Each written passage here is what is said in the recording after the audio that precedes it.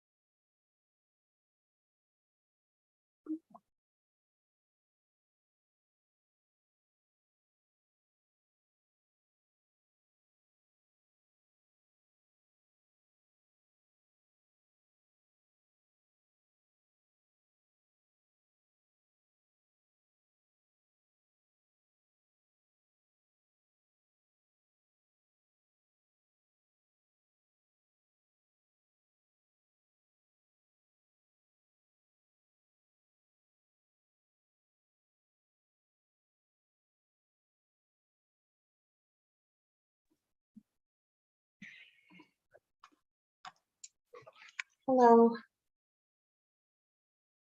Hello, Dina. Hi. How is everyone today? I am Good. quite well, actually. It's been a very frustrating day with the internet and what have you. But off and on, off and on. I think it was all the freezing rain and what have you. Usually it's pretty good where I am, but Yeah. it's not too bad. Oh, that's good. How was it in Orangeville with the freezing rain and stuff? I went in today. Yeah, so it wasn't too bad. The drive up was not the greatest, but honestly, it was worse coming home yesterday. So Yes, it was pretty wintry. That's it was right. not good. It was not good. Visibility wise, and some of the roads just aren't, it's very windy in places. Yeah. They're not looked after like the roads in Southgate, put it that way. Now there's a stretch in between, and There maybe is. it's just a windy stretch, but there's a Yeah. stretch that I go through that's not so good compared to south and north of that stretch. You'll figure it out which roads to use. Yes. We do have a quorum, Councilor Shipston, so you can get started whenever you're ready. Okay, that sounds good. Well, hello, everyone, to the second meeting of the Housing Committee, Affordable Attainable Housing Committee. So called to order, confirmation of agenda, item 2. Do I have a mover and a seconder? And I am on 2 screens here.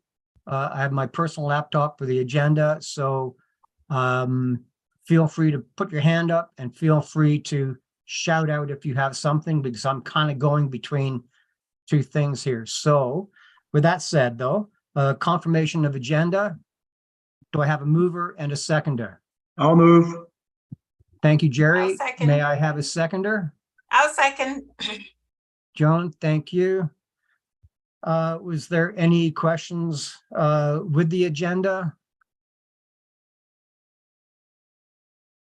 Seeing none, I will say be it resolved that the committee confirm the agenda as presented. And we'll shorten this up by saying, is anyone opposed?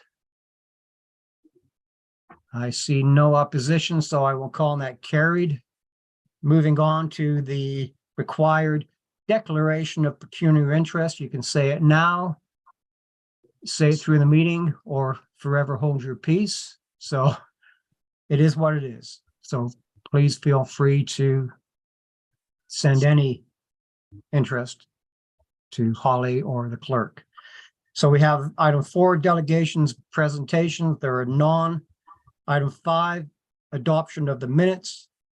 May I have a mover and a seconder, please, there? Carolyn, you have your hand up for moving. Nola, were you just itching your nose, or did you actually want to second it, or? You'll second it, Nola will second it. Okay. Anything with the minutes for tonight?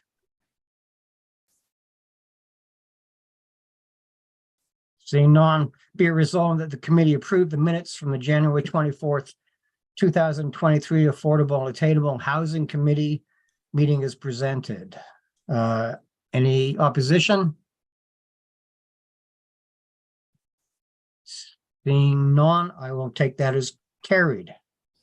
So we're into item 6, staff updates. 6.1, the terms of reference. Mover and seconder there, please. I'll move. Thank you, John. Seconder, Carolyn second. seconds it. Thank you. Thank you, Carolyn. Am I too loud? Mm-mm. No? Okay, so terms of reference, this is staff, I guess. Dina, would you look after this? Or Holly? I see your hand up, Holly. Thank you through the chair.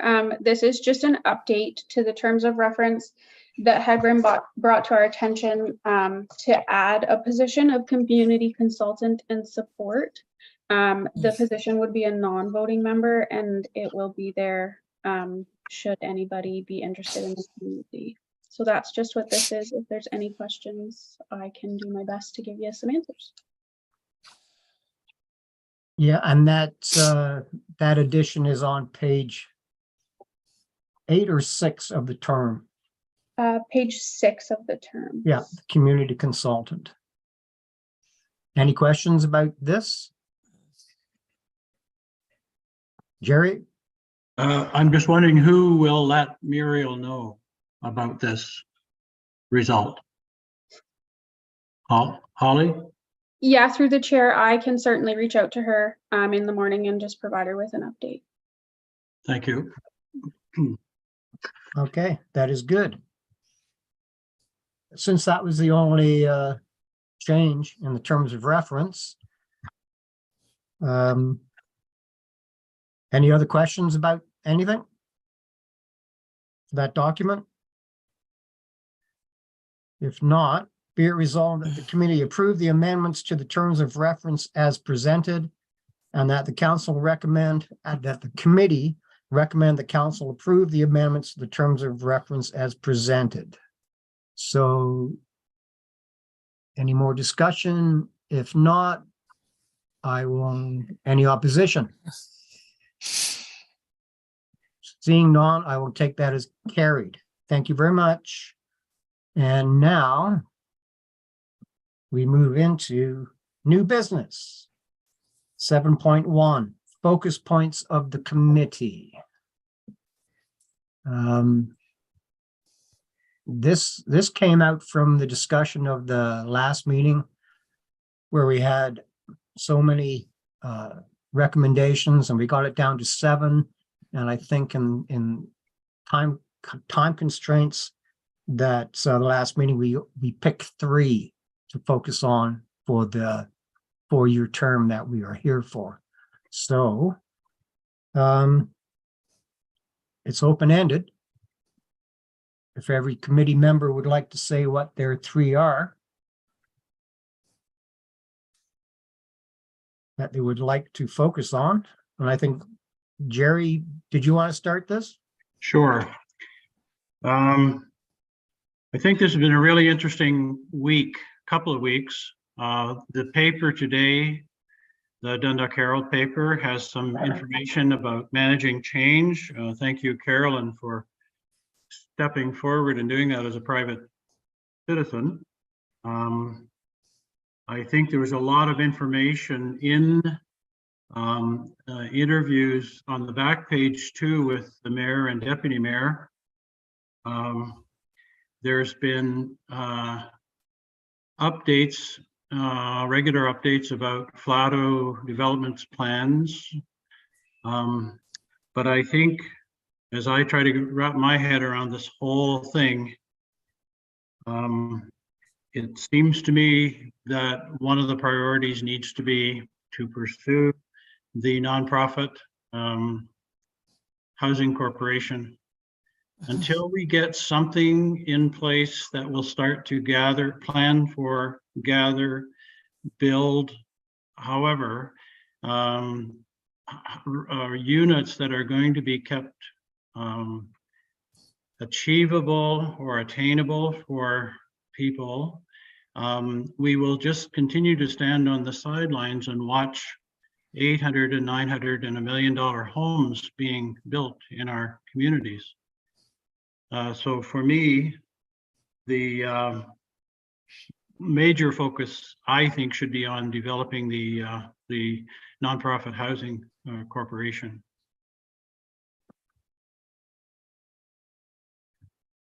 And Any other comment? Are you done, Jerry? I didn't mean to cut you off. Sorry. No, I think you asked us for 3, but I think that, to me, that's the primary one right there. So Yeah. I'm done. Okay. Well, I think we might be on the other end of the polls of this one. I did send the 3 points in, and one of them was that the housing committee should still be on the radar, but the housing corporation can only work if there's other 2 municipalities coming in. We can't do it alone, and I don't think we can do it with just whomever has agreed. And I don't think we have any more reaction from the other 2 municipalities. Maybe Dina can answer to that. She's shaking her head. So good idea. I don't disagree with it, Jerry, but we do have to focus on that. But there are still 3 things that we could focus on anyway. What I'm saying to you is the housing corporation is something that's there that we have to work on. When I put my 3 suggestions in, I don't have them in front of me. There's other 3 that we can work on, because the housing committee or a housing corporation was something that was an assured thing. So there could be 3 other ones that we want to look at, as far as just housing for people who do not need to be subsidized. I hate saying that, but you know what I mean? So thoughts there, Jerry? I guess I'm not sure we can afford not to collectively. If we wait for 3 additional partners, it may never happen. And we kind of go on this treadmill around and around and around, and we can make connections between increased use of the food bank. We can talk about how can young families, how can seniors, how can single parent families, how can anybody afford to live in Southgate? And we can say, oh, woe is us. How is this ever going to get fixed? But if we don't do something, it's not going to get fixed. Yeah. Well, I'm not disagreeing with you. I'm just saying, like I said, the housing corporation is there in stone. We have to see what is developed. My point is there could be 3 other things that we have to focus on that we could do just as a committee for Southgate, because the housing corporation is not going to be just us. There has to be partners. So I don't disagree with you. Yeah, Joan has her hand up. Joan, oh, sorry, Joan. And by the way, if you want to say something, if I don't see you on the screen here and over there, just yell out your name and say, Martin, I want to say something, okay? So I've got little pictures up on the top here. So Joan, go ahead. Through the chair, Martin, I want to say something. Yes, you have your hand up. I saw that. Okay, my focus point is always the prices. We still don't know what is achievable and what is attainable. We still can't get a price point for who can afford what and what is affordable. So we're still waiting for the price. I mean, I think you asked that question too when we had the presentation, and we still haven't gotten a figure. Like, what is it? Is it going to be like 4 years ago when the houses were 300 and something thousand and 400,000, and it was still not attainable at that time? And as Jerry said, it's now 900, 1,800,000. So what is the price point? I am still asking that question, and I want to know when we're going to get an answer about that. What is attainable and what is affordable? We need to start asking that question more often until we get an answer, because we're still not getting an answer. Everybody's still going around the bushes. Yeah, and a good point, Joan, because one comment from Flato was that they build in so many different areas, and the question is totally different to each area that they build in. I think Jared and I love the word achievable, and you know, that's something that's have to be talked about in 7.2. What kind of buildings do we want in Southgate? And this is what this housing committee is all about, because the type of housing we want is certainly going to affect people being able to afford homes. So any other comments? Carolyn, I see your hand up. Mhm. Thank you. I'm just,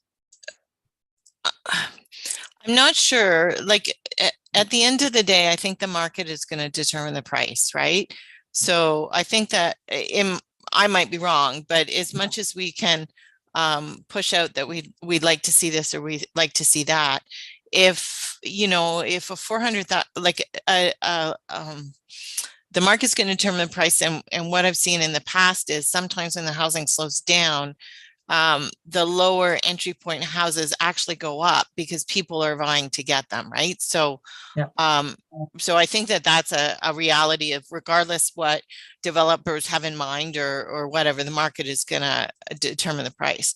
But I'm wondering about, and maybe my focuses are too much. But I'm wondering about if we're thinking about that entry point person, or either an entry point to owning a house or even a rental, because rentals are expensive and I don't have the knowledge, like I don't have the background to understand building. And I certainly don't have the job or the role, but I almost think that a focus needs to be working, and I'm not sure which point it would come into, but working with the town and perhaps the builder to determine how can we make housing more accessible. And what I mean by that is, do people know they can rent a room?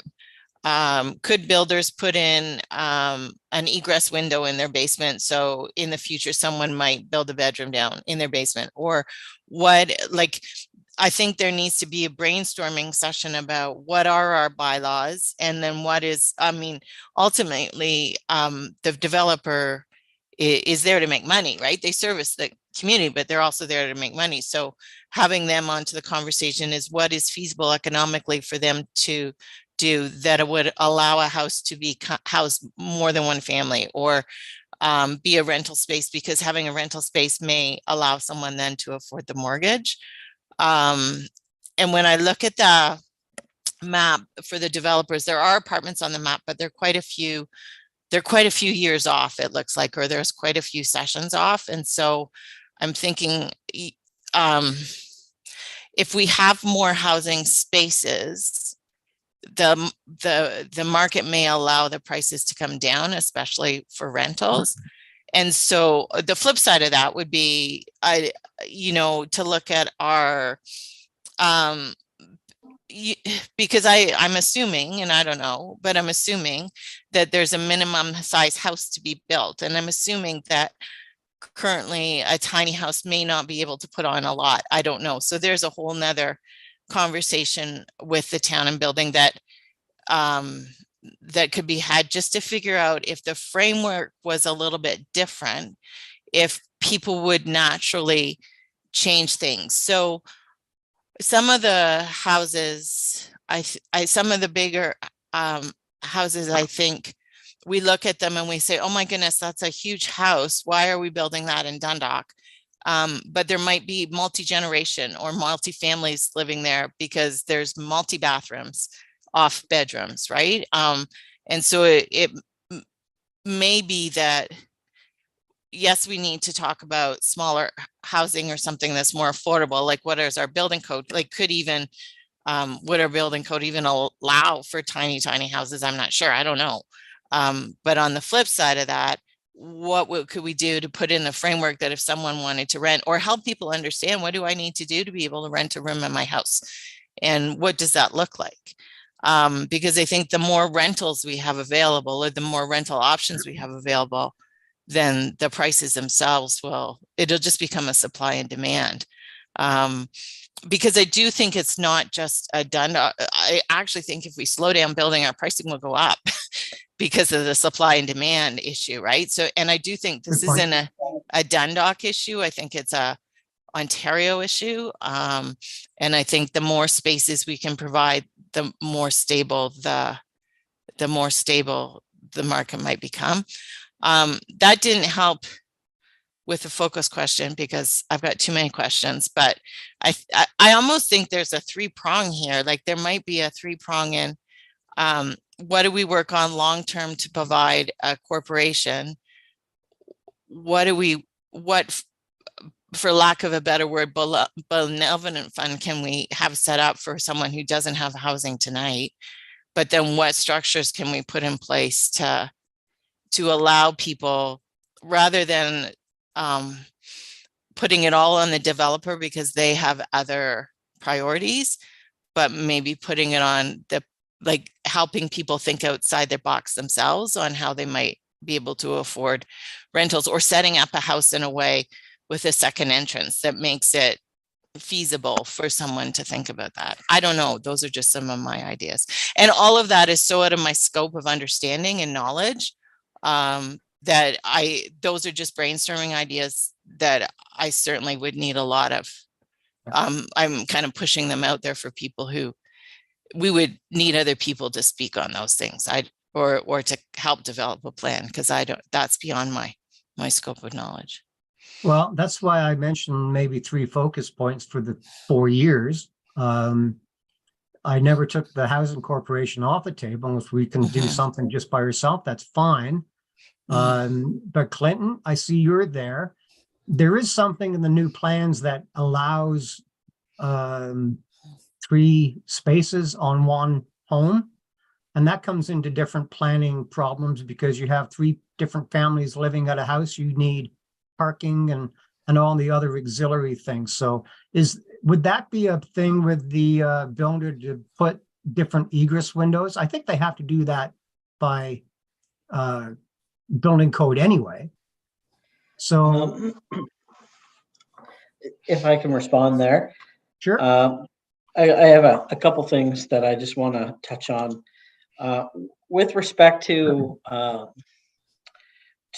what you just mentioned, yes, there are some things that are put in place that they don't represent new homes per se, like tiny homes, but what they are is units. So what that is essentially a unit within the dwelling itself. So a basement apartment or an attic apartment or something like that.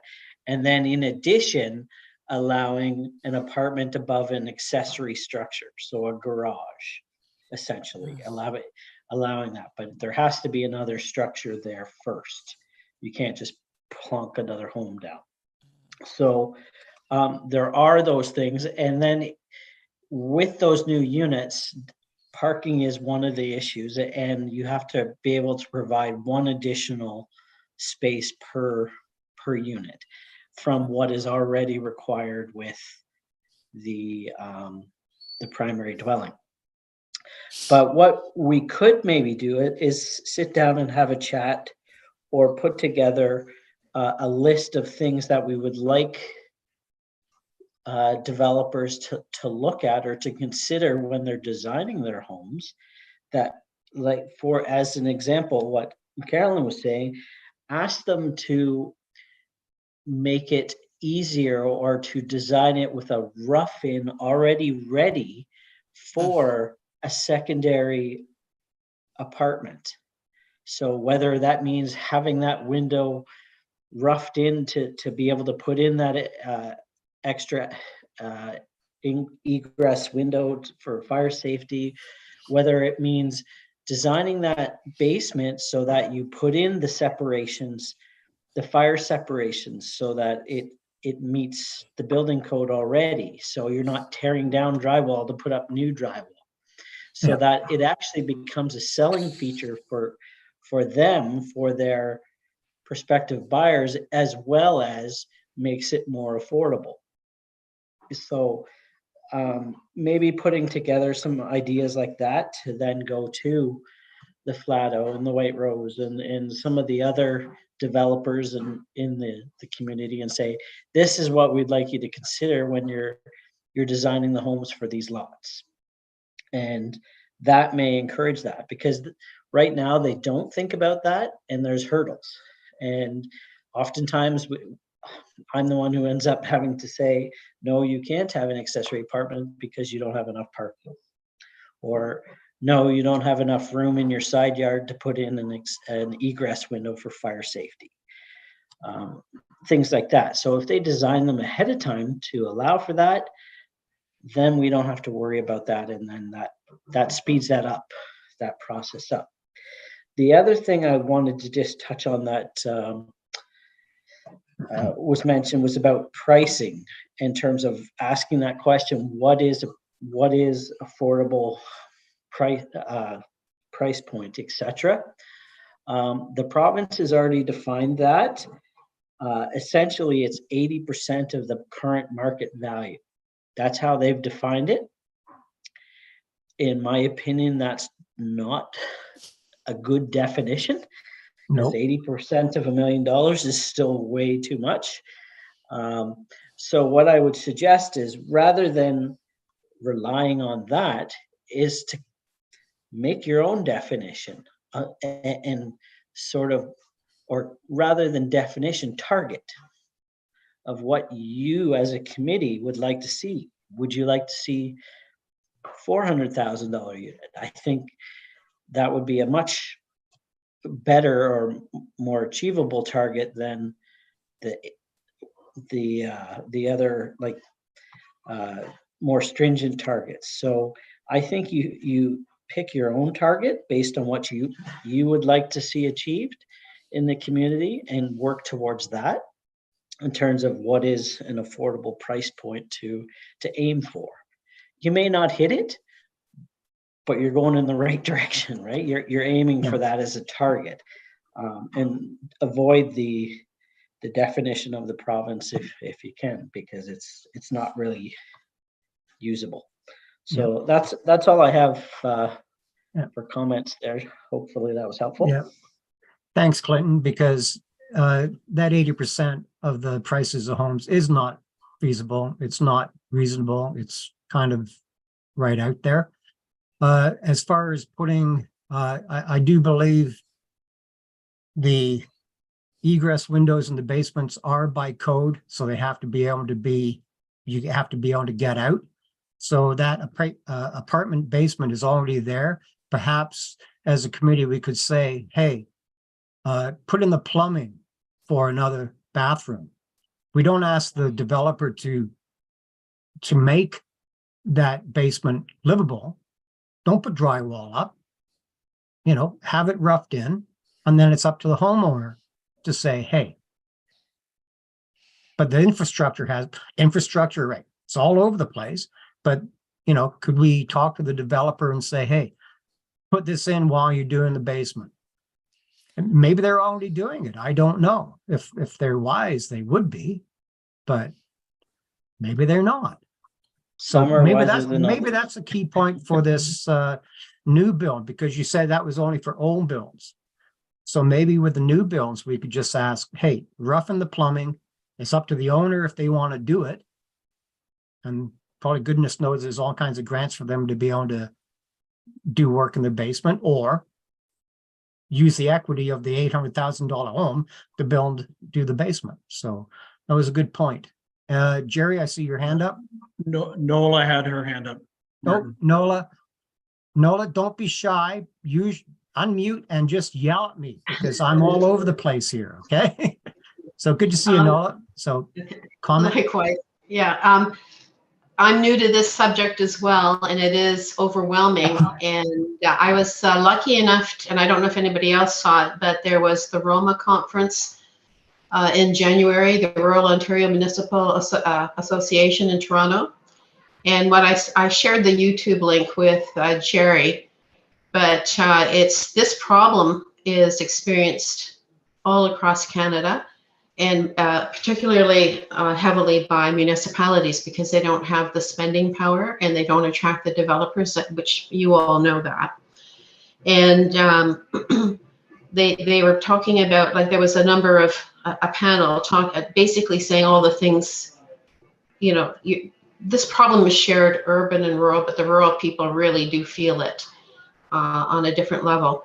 And they were talking about the fact that this is a housing system, the financialization of housing is a system that has failed. And it fails people that,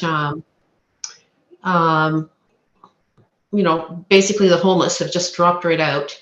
And then you've got the people that need those $400,000 homes that can't get they can't scrape together a deposit to, we need a different, they were basically saying we need a different approach.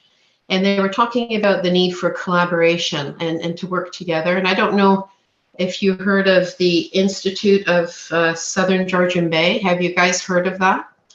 Well, they're collaborating in a big way. And that's our county. They're in our county, and they're asking for people to join and work with them. And they've been working at this. They've got a lot of research. And I don't know, I sent both those links.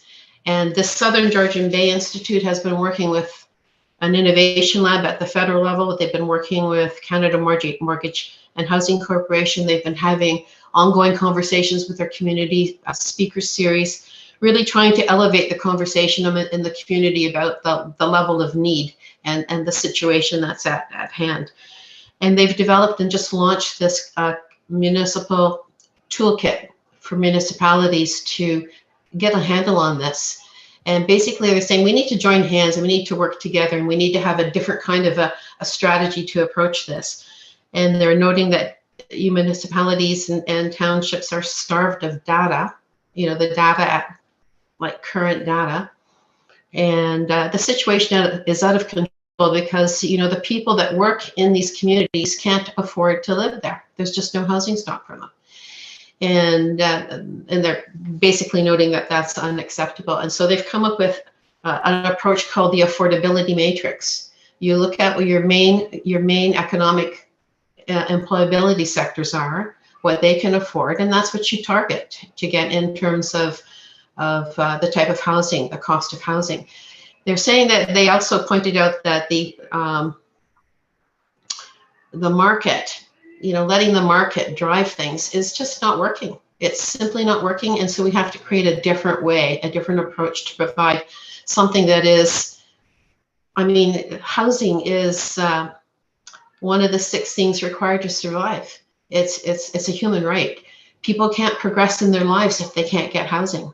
So we're not looking at, I don't think we should be looking at, well, you have to sometimes look at temporary solutions, but we should be looking at long-term solutions and diving into some of these creative things that these guys in our county are already approaching. And they're looking at tapping into nonprofit, like the not-for-profits, which you've been talking about, but they're looking at getting social funding investors. They're looking at collaborating with the institutions. They're basically saying you have to collaborate. These small municipalities have to collaborate with the institutions, like the education institutions, the healthcare institutions, and the businesses in their community to work at this, because it's going to take everybody's eyes on this to solve it.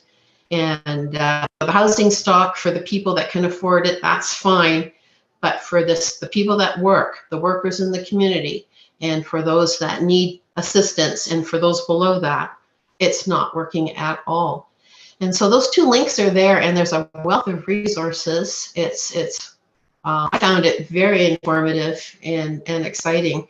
And they continue to have, like, in terms of a survey that this committee wanted to do last year, I think these ongoing conversations would be a way to get the information out there and to get feedback from the community, because I think that's been one of their strategies. and they get speakers in, and they do, they've been doing lots of conferences. They've been really diving hard into this whole thing. And so it's about taking a totally new approach. You know, don't let the tail wag the dog. In other words, like take a little bit more control of what the dynamics are. And so I just shared those links. I found them helpful. I've got so much data at my fingertips now. I can't believe it. I got a lot of data on Dundalk, all the breakdown of populations I got for Grey County. But these communities, you know, all Owen Sound, Collingwood, Meaford, all of these communities are experiencing the exact same thing.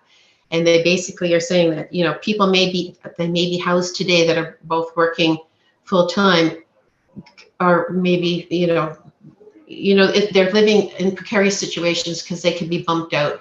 There's huge percentages of housing stock that's taken out of play with Airbnb and,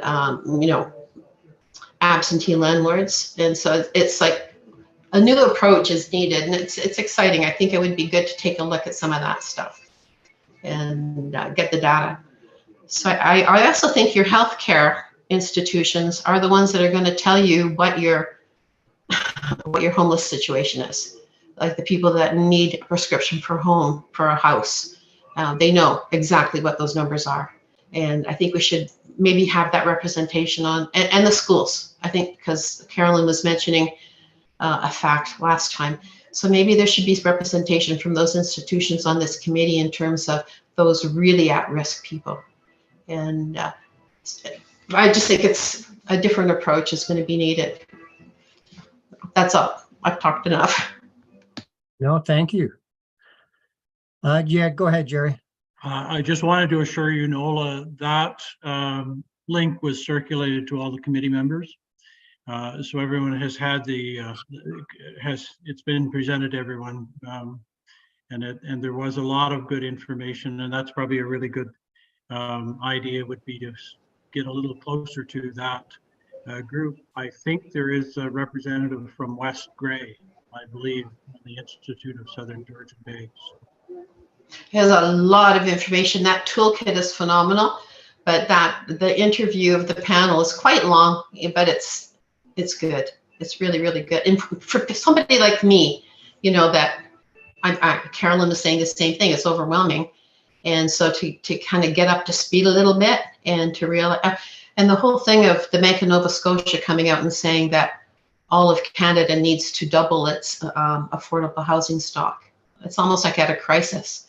So that, that came up, that Bank of Nova Scotia report came out maybe a week ago. And so this is a directive. So we really do need to meet a very real need and do it, I guess, outside of, the market, the supply and demand market, do it in a different way. It almost is critical infrastructure. If you look at it like roads, it needs to be deemed something different. And maybe it would qualify for lower interest rates then, because there's an infrastructure fund, and it would, for roads and highways and different things that are considered critical, and it would qualify for different lower interest rates and things like that. But this toolkit goes into a lot of the detail of the financializing, like how to approach it. So you have a lot of good ideas there. Okay, thank you. If you have that data, you should send it forward to everyone. Nola?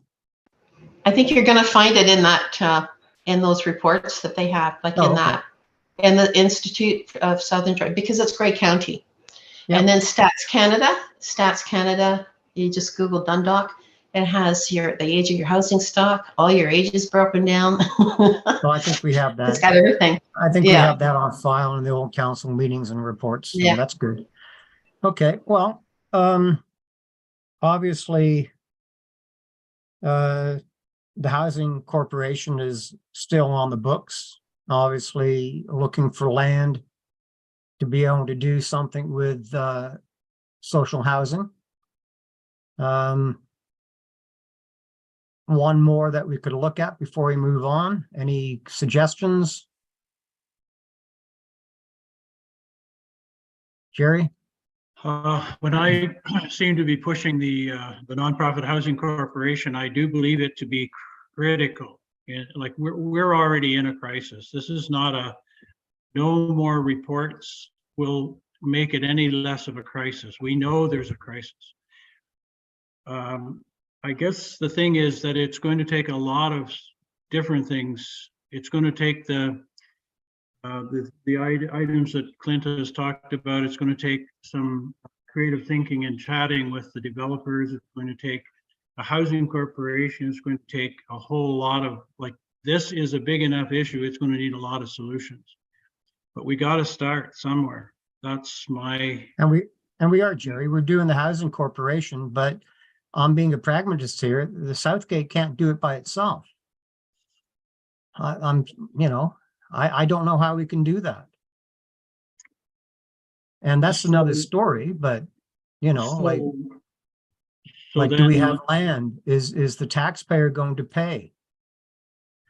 It is funded. So that's why we need partnerships. Noel had mentioned that, we need to get nonprofit and the government involved. They've been lackluster for the last 40 years. Perhaps that's a lobby discussion on 7.3. I don't disagree with you, but we have to have the funding and the land to be able to do that. And that'll bring us into the 7.2, what the developers want to do. So we've talked with Wilson, There's developers that are not for profit, like Habitat for Humanity, and I don't know what else there is. Well, so there's different groups like that, but yeah, that's the other thing. It can't all be on the backs of the taxpayers. So like all levels of government, like provincial and federal, need to be involved in this. This is a crisis, national crisis. It's a disgrace. Well, I agree with that one. So, okay. Anything? Do we come up with 3 right now, Jerry? Or Just 2? a follow up to Clinton. Does the establishment of the accessory apartment in a residence, is it looked at differently if the owner actually lives in the building as opposed to an absentee owner? Sure. No, Shouldn't. no, it doesn't. Same rules? Same rules. Okay, thank you. Okay, well, I think we have some idea of what we want to focus on. Carolyn, you had your finger up or a hand up? Go ahead. Yeah, sorry, I'm embarrassed because last week I said that I didn't have a document and I did. Holly had already sent it to me. And I know you talked about the 7 priorities last week, but I hadn't read anything yet. So the document that I currently have is an Excel document that has, I think, 25 on it, right? And so can you just review the 7 for me that you had prioritized before? Because are we picking 3 out of that? Like, I don't want to create confusion by adding my own wording to the situation. Yeah, the whole intent was to pick 3 out of that 7 because when the committee first started, we had 2 different reports from different counties and and Juan gave us 54 recommendations. Well, you can't do 54 recommendations. Come on. So the committee actually took 27 of them. We rounded it down to 7, and I don't have it right now. I'm all on everything, but out of those 7, there were 3. Jerry, you probably have that. I may have it here. Yeah. Actually have it in front of me if you want. These are the 7. Sorry, Dina's got them on. In front of me. Dina, go ahead. If you want, I can even circulate. I have the little a council report that was presented in June of last year that showed the 7 in it, and I can circulate this through Holly to send out. But the priority task 1, 2, and 3, I have 1 is apply a housing first policy to work with developers of privately owned property. 2, apply a housing first policy to use municipally owned surplus land. 3 is conduct a community survey and data collection. And 4, update official plan and zoning bylaw to accommodate additional residential units. 5, investigate the merits of forming an attainable housing corporation. 6 is consider reducing or waiving development charges. And I don't see 7, sorry. I Yeah, just- okay. Well, I think out of that, a lot of them have been done. So we're just looking at the first 2, going into talking to the developer and talking to the municipality about what land they have. So could you reiterate those first 2 points there, Dina, please? If you Yes, don't the mind. first 2 were apply a housing first policy to work with developers of privately owned property, and apply a housing first policy to use municipally owned surplus land. Okay, You can certainly conduct a community survey and data collection. yeah, and we've done that We've done that. for what it was worth. So, If there so are any, maybe the first 2 is what we have to look at, because we can't ask a developer to do social housing when he doesn't want to do it.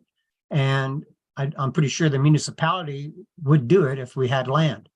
So I think they're the 2 points that we should look at, along, Jerry, with the housing committee corporation. I think that's all important because that influences the municipality's take on what do we have and where can we put something. So I think, Carolyn, go ahead. May I suggest that, and I'm just thinking about, I'm trying to be realistic about that this is not a Southgate issue. This is a province issue. And so just about what we can do with your housing first policy for privately owned land, or housing first for development. I know it is to put rooms overhead, but maybe we're more specific in terms of what's the low hanging fruit. So is the low hanging fruit, how can we set up houses, keeping in mind that the government's now sent out guidelines so that you can have a secondary residence or a third residence, rather than asking them to build a whole development around that. Like if we can move forward quickly on some low hanging fruit, then perhaps as we get into, I'm looking at plans for subdivision developments that are probably going to take decades, and you're getting over towards the later ones that have apartment buildings. Maybe as we build that partnership, we'll be able to continue to have those dialogues and come up with solutions that are win-wins. I think our version of a win right now and perhaps a developers are 2 different things. And if we can work together to combine one thing under that might be helpful. Yeah, and totally agree with you, Carolyn. That's part of the 7.2, what kind of community we want. Shakir's comment in the meeting when he presented, when he was asked about what is attainable from Councillor Rice, he had no idea because he has developments going in like 10 different places. He's doing cottages up north. So what's attainable in one area is not. We're focusing on Southgate and the future for Southgate settlement areas, like what can be built in Proton Station, what can be built in Holstein, what is definitely being built. We have our say in what's being built in Dundalk, and we can make recommendations to the builder, like what Clinton just said, putting roughing in plumbing in the basement. For the potential homeowner to make a flat, whether it's for his generational family or somebody coming in to pay his mortgage.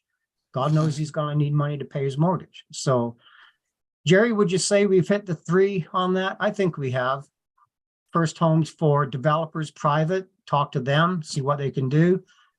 If there's any land upcoming from the township, or if the township knows of some property coming for sale, dealing with that like that, and then focus on the housing corporation. I think that's going to keep us busy for the next 3 years, 4 years. Yeah, I agree. Nola? What is housing first? How do you define that? I'll give that back to you, Jerry. So housing first in capital letters, it's actually a movement.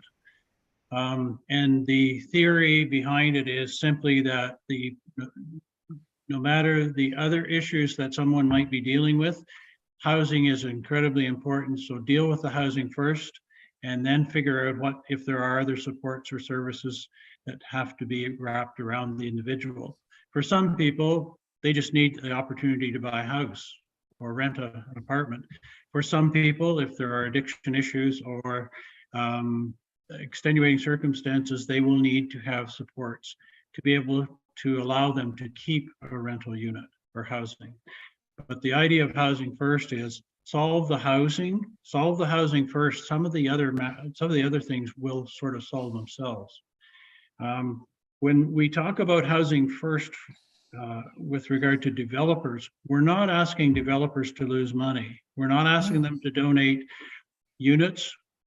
What we're asking them to do is to have a conversation about what is needed in the community. And as Martin had pointed out a few days ago, maybe we don't need so many single family homes. Maybe we need more duplexes or back-to-back or even apartment buildings. And it's that conversation with the developers to provide housing in terms of quantity of units, which we need, and at price points that people can afford. Somebody who has $600,000 in their pocket, affordability maybe for them is something that's in around 600,000. We've got people that can't afford 100,000. We've got people that can't afford $500 a month rent. We've got people that can buy $1 million home. We've got the whole range of housing needs. So the idea is to, when we talk about municipally owned land, let's leverage some of those lands, if we could find that elusive half acre, and work with a developer to try to develop a 20 to 30 unit apartment building that would remain affordable, as in attainable, as in achievable. So that's the sort of theory. If you Google housing first, Nola, there's quite a bit of information that you would come across. My explanation was pretty. No, it's good. I just strikes me that the housing stock needed for somebody who needs wraparound support is going to look quite different than, let's say, a young family that can't afford, too much money, right? Or a single mom. I mean, I think we need to be quite precise on what we're targeting, and we need to know what the situation is. Like, do we know? So the last, the initial committee, early conversations were around what will the focus of the committee be? And it was determined by the members at that point that it would be housing in Southgate, not housing in Dundalk, not low income housing, but housing across the board. So that everybody who is facing a housing crisis. So mixed use, like a mixed use kind of an approach. I still think the people that need wraparound support, it's going to look different. It'd be like a long-term care or addiction, like, people that are homeless transitioning into some shelter. Like, it's going to look different. That's why they are different, and that's why this is a complex issue. But again, it's identifying the partners that may hold a piece of this, the solution to this. And do we have nonprofits that we can partner with here, as not just for-profit developers? I think we already have some good input from the Southeast Grey Community Health Center. We've also got our medical people in the community. I think we would also find that if we can get something concrete, that we would find more partners too. I think they would come, they'd be attracted to what we're doing. I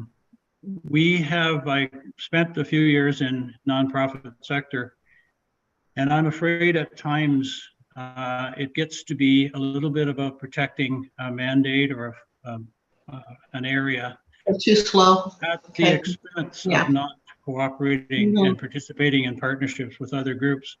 We don't have the money to do things twice anymore. We don't No. even have the money to do this housing thing once, but we're sure going to have to try to find it. Okay. Thank you. Okay, thanks, guys. We've already been an hour here, and we're not even into 7.2. May I call a 2 or 3 minute recess to look over the plans or any of comments that you want for the development of the thing? Is that okay with everybody? Just a couple of minute break, have a stretch. I'm gonna bow out at this point, so you guys carry Dina, on. thank you. Clinton is Thank you. here, and I've asked Clinton to kind of just join this committee as kind of the expert in this area. It's not my expertise at all, and he also has a lot of information as far as what the county is doing as well, and is hooked in with that group. So I think Yeah. he's kind of the best person to continue on with this committee. But I really I will pop in now and again. But No, that's great. I appreciate all your help. Yeah. Okay, great, awesome. Before you leave, Dina, Yes. I wanted to share with the committee, it comes later under members privilege news operations. We had a wee bit of a crisis a couple of weeks ago in our Southeast Grey Support Services venture of taking over the Alliance Medical Center and developing 6 or 7 affordable, achievable units.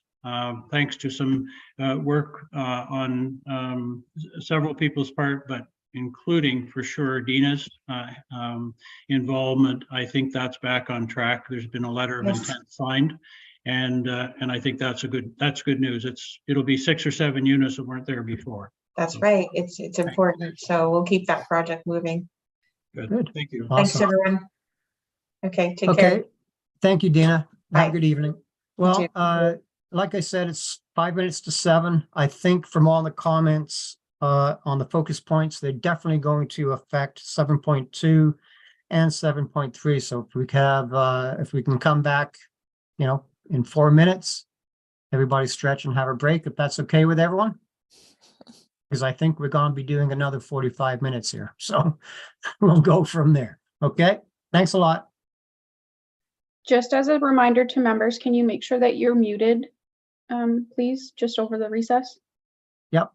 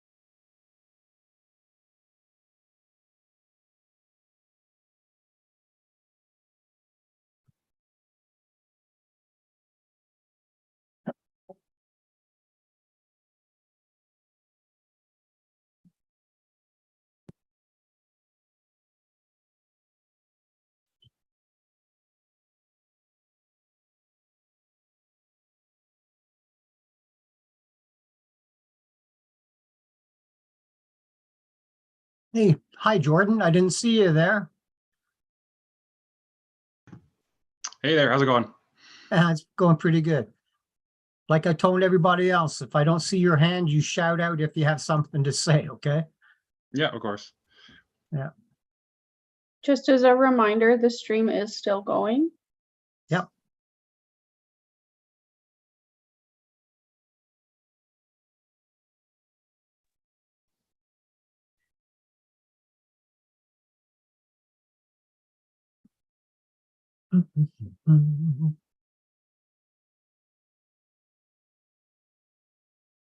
Well, it's 7 o'clock and it looks like everybody's back, Holly. We can continue on.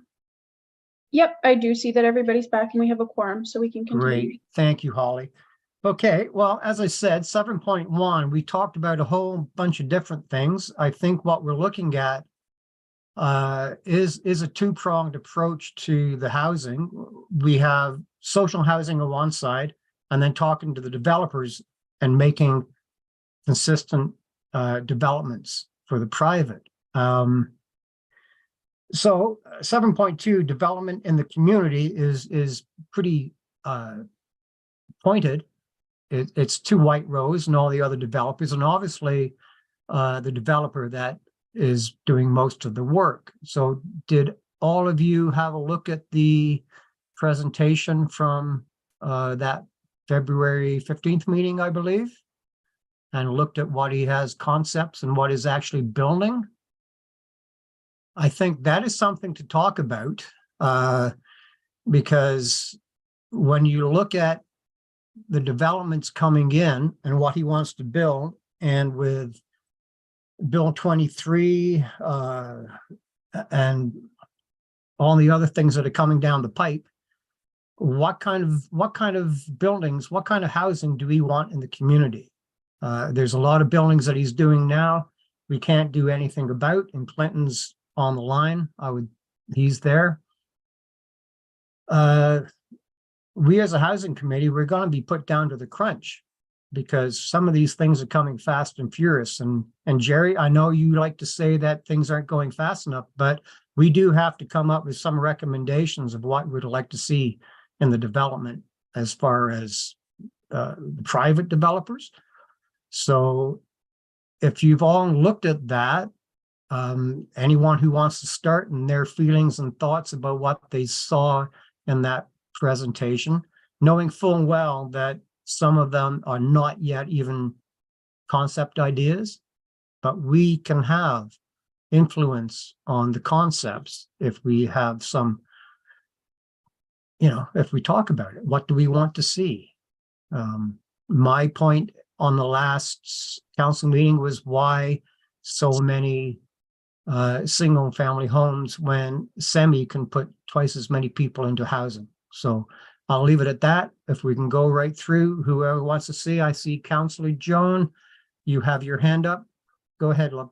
Yeah, sorry, it's not about what we want to see. My question is though, what can we as a committee do about it when the blueprints are in, the drawings are there, everything is already planned as to what they're doing. They have their concept, their outline and everything. What are we going to do about it, and how can we make changes in terms of some of the questions that you asked? Why can't we get smaller houses? Why can't we get some townhouses? Why can't we get some apartments that are affordable?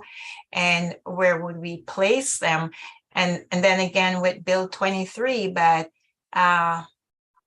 what can we do and how are we going to do it? Is it going to be in the new phase? Because this phase is already done, drawn up on the books and the blueprints and everything. So how do we work with them, and what do we have to say now? And is it going to be in the new project or in the pipeline? Can we get this, and are you able to make this happen, make some more apartments, make some townhouses, and not just houses that are not achievable? Well, that's why I brought this question up, because at one council meeting, Councillor Rice said something like, what can we do? And the mayor said, well, this is the time to do it. And this is the time for the committee to do it. There's a lot of things going on that we have no say now. But with things coming up, the one, Clinton, you're there, you actually made recommendations for more semis. That's what got me thinking about this. So you have to play a game, I think, but for the new development, for the things that aren't on paper, that's where we have our say.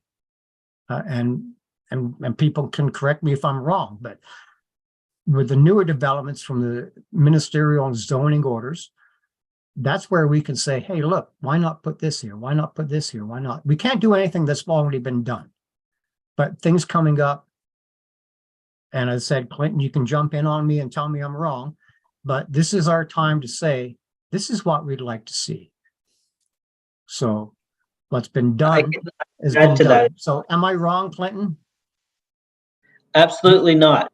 If it has not received draft plan approval, which none of the MZO lands have, so that's in the neighborhood of over 1,000 units potentially, and that's single family units. It could go a lot higher. That's right. If they do increase the density. So it's at the stage now where they are literally designing it.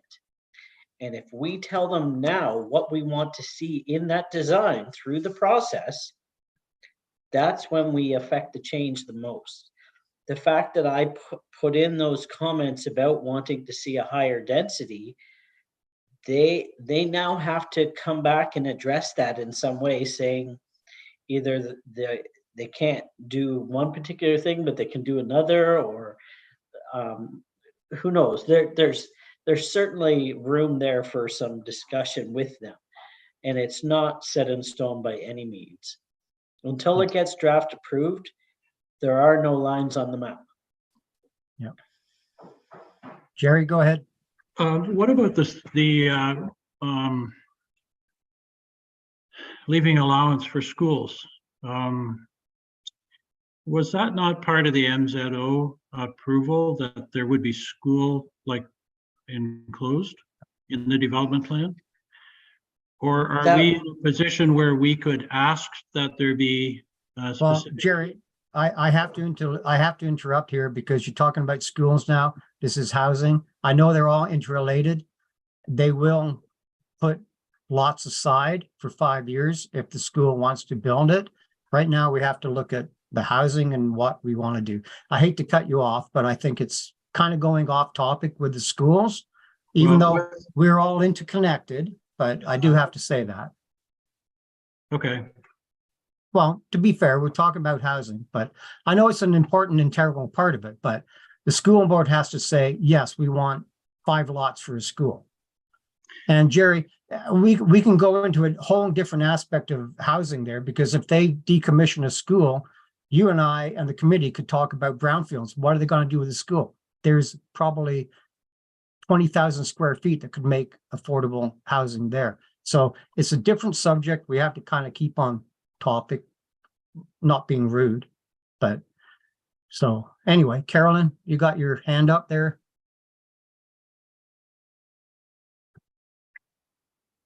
I think you, So yeah, you there we go. So this may be a question for Clinton. So from a practical standpoint, in terms of recommendations, some of the comments that were made at council were that it's the job of the committee to afterwards in the paper, job of the committee to make those recommendations. So from a practical standpoint, how do we do that to council? And where do we sit on coming up with that recommendation? Is that a tonight meeting? Is that a subcommittee to meeting? What is the practical process of being able to do that? And that's more Holly's question to be asked. So Holly's the procedural guru here. So Holly, how would you ask that? Because actually that was one of my questions at the end. How do we put some recommendations into council with the comment that I first started? We've had a year almost of getting all the information. how is the process to put stuff before council? Is a report from us to letter, to consent, or do we have to go through the agenda as a report? Like, how does that work? Very good question, Carolyn. I thank you for that. Yeah, so thank you through the chair. We would make a formal resolution at this committee that would be directing or recommending, so that the committee's recommending that council review them. And that would be brought forward to council in the form of a staff report. So that would be the way to go about that. We can make resolutions at any time if the committee feels like they are ready to make a resolution on what they would like. If not, I think a good place to start would be a discussion, and then perhaps formulating a resolution that's something more formal or concrete that can be brought to be recommended to council. Okay. Yeah, that's the way I thought it. Being just in consent doesn't mean anything really, does it? As far as a report from a committee of council. That's my way of looking at it. So anyway, so I hope that answers your question, Carolyn. So that's one of the things, I guess we have to look at tonight. What are the recommendations to council? Because quite frankly, there is a public meeting with Flato, March 16th. I hope all of us are going to be there. And hopefully we could have some recommendations in before the timeline for the next council meeting, because I think we could do that. So anyway, any other comments from anyone else who has looked at the developments? Nola has her hands up. I can't I see don't- Nola, and Yeah, she hasn't the said development- anything, so. Is this what you're No. referring to? Is this, or do you have a more detailed? Is this the report you're referring to? Like it's like a slideshow, or do you have detailed? That doesn't even look Okay. familiar to me, Nola, so I have no idea what that is. It's just listing residential development, housing, local housing projects under construction. And then it has housing projects in the planning phase, but it's just itemizing everything. And I'm thinking these are all going to happen in Dundalk. Is that what it's all for Dundalk? I don't recognize the front page of that report, so I can't. But make a it's comment. Flato, Glenelg Part 2, like Flato North. Oh, Holly, Yeah, If if I I may- may, if I- yeah, sorry, if go I ahead, may, Holly. through the chair, it is a presentation that was put on by Flato at the last council meeting, and I do believe that that's what you're holding. Oh, Okay. So I just not see, it's all for Dundalk, right? Everything's for Dundalk in that. That's correct. Yeah, the Okay. focus of the development is in the settlement area of Dundalk. I guess my question would be to the planner, to Clinton, because of his expertise, and maybe what would his wish list be? And because he would know what the density issues that would be created if we said we want row housing, or, you know, all those kind of things. And you know the area. I think I'd like to hear what the planner says about these things. good point. Thank you. Okay, I can respond to that, Chair Shipston. Yep, thank you. Okay, well, certainly with that, what you brought forward, it is focused on Flato's projects, which are in the Dundalk area. And it ranged in that report from ones that are basically done, to ones that are draft approved, to ones that they've only purchased the lands. They haven't actually put forward any additional planning permissions, such as a plan of subdivision. In which case, it's at that stage that we really have an opportunity to discuss with them about how we want it to look and what we want to see.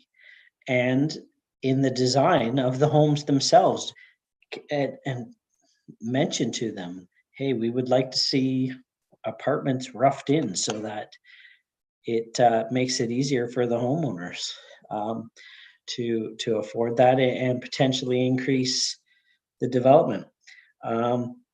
Right now, in terms of densities, our density minimum threshold is 25 units per hectare, which doesn't seem like a whole lot, but it is fairly dense. But there's nothing to say that has to be the limit. It can be raised higher than that. It's just a matter of what's feasible for each parcel of land, because they're all different.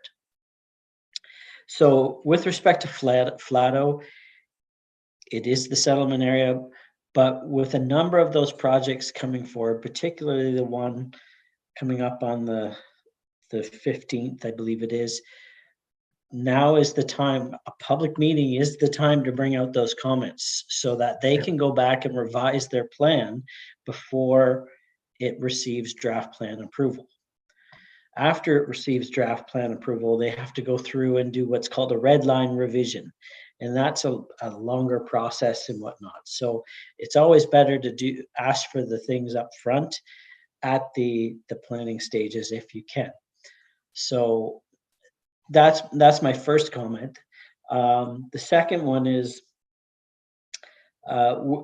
if we're not wanting to just focus on Dundalk, maybe look at some other settlement areas like Holstein or something like that, where we could maybe do a project in Holstein if there's some available lands there. I'm trying to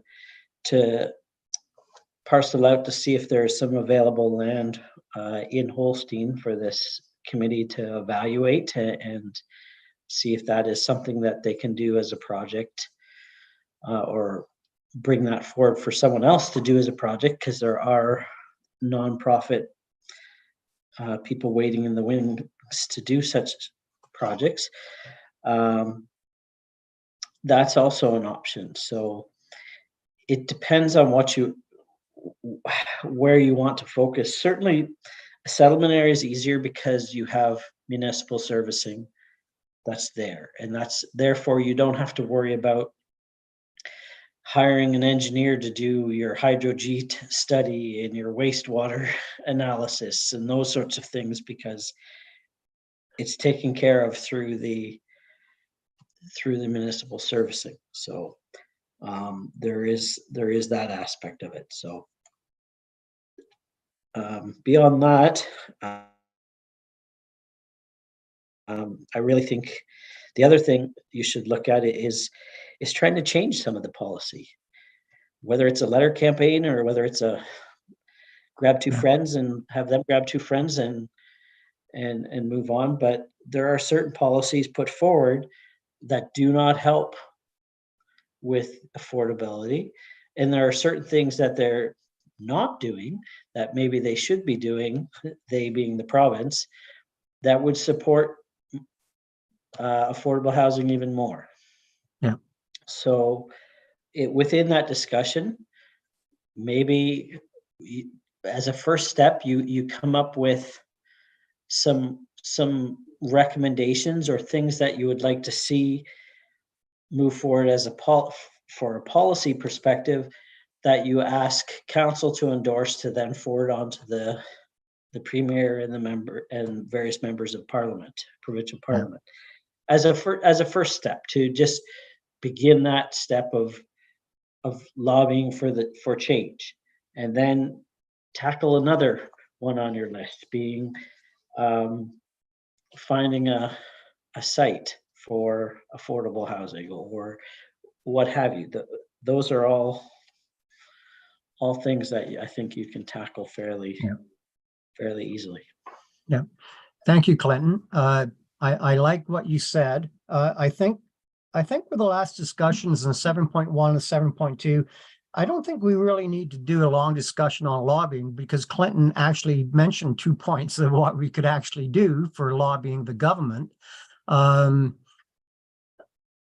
If there's no other comments, I know what I look at and I had the privilege of having the presentation when, and we're not picking on Flato, or this could be any development, when he asked for the ministerial zoning orders to be passed. To be honest, I really don't like a lot of them. They were down south and what have you, but there was no reason not to say, yes, you could have these. And on that, if you're not knowledgeable on what an MZO is, and Clinton again could correct me if I'm wrong, it just meant a zoning change, quickening up the pace of something to get a shovel in the ground. So if it was agricultural, the Minister of Housing would say, yes, there's nothing wrong with that, just change it. There are some other, a lot of people see bad things about it, but the zoning orders are there.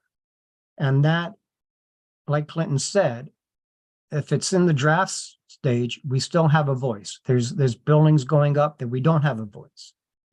And if you've read or looked at the presentations, we have Dundalk North.